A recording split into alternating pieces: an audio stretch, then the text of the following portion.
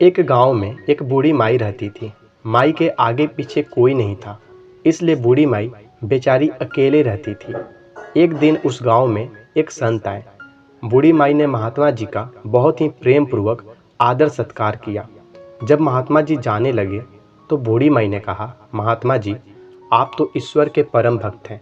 कृपया करके मुझे ऐसा आशीर्वाद दीजिए जिससे मेरा अकेलापन दूर हो जाए। अकेले रह रह के ऊब चुकी हूँ।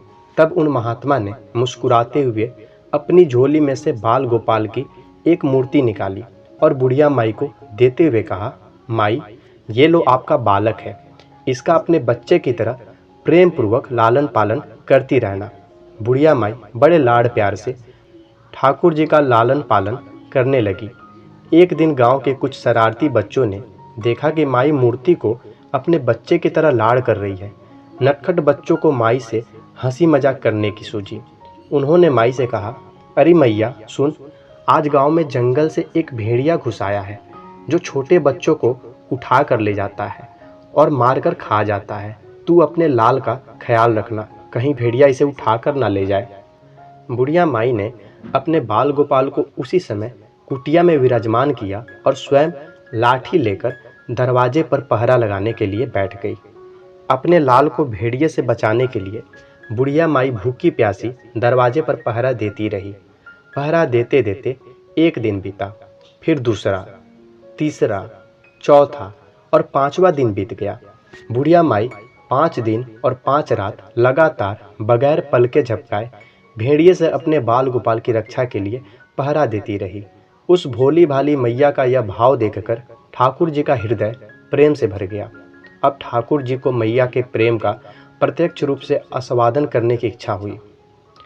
भगवान बहुत ही सुंदर रूप धारण कर वस्त्र आभूषणों से सुसज्जित होकर माई के पास आए। ठाकुर जी के पांव की आहट पाकर माई डर गई कि कहीं दुष्ट भेड़िया तो नहीं आ गया मेरे लाल को उठाने। माई ने लाठी उठाई और भेड़ियों को भगाने के लिए उठ खड़ी हुई। तब श्याम सुंदर ने कहा, मैया मैं हूँ, मैं तेरा वही बालक हूँ जिसकी तुम रक्षा करती हो। माई ने कहा, क्या?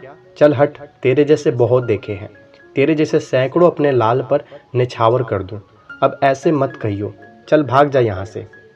ठाकुर जी मैया के इस भाव और एक निष्ठता को देखकर बहुत ज़्यादा प्रसन्न हो गए। ठाकुर जी मैया से बोले, अरे मेरी भोली मैया, मैं त्रिलोकीनाथ भगवान हूँ, मुझसे जो चाहे वर मांग ले, मैं तेरी भक्ति से प्रसन्न हूँ। बुढ़िया माई ने कहा, अच्छा आप भगवान हो, मैं आपको 100 प्रणाम करती हूँ। कृपया कर मुझे यह वरदान दीजिए कि मेरे प्राण प्यारे लाल को भेड़िया ना ले जाए। अब ठाकुर जी और ज़्यादा प्रसन्न होते हुए बोले, तो चल मैया, मैं तेरे लाल को और तुझे अपने निज धाम लिए चलता हूँ, वहाँ भेड़िया का कोई भय नहीं है। इस तरह प्रभु बुढ़िया माई को अपने निज धाम ले गए। भगवान को पाने का सबसे सरल मार्ग है भगवान को प्रेम करो, निष्काम प्रेम, जैसे बुढ़िया माई ने किया। हमें अपने अंदर बैठे ईश्वरीय अंश की काम, क्रोध, लोभ, मोह और अहंकार रूपी भेड़ियों से रक्षा करनी चाहिए। जब हम पूरी तरह से तन्मय होकर अपनी पवित्रता और शांति की रक्षा करते हैं तो एक ना एक दिन ईश्वर हमें दर्शन जरूर देते हैं। जय श्री कृष्णा। राधे राधे।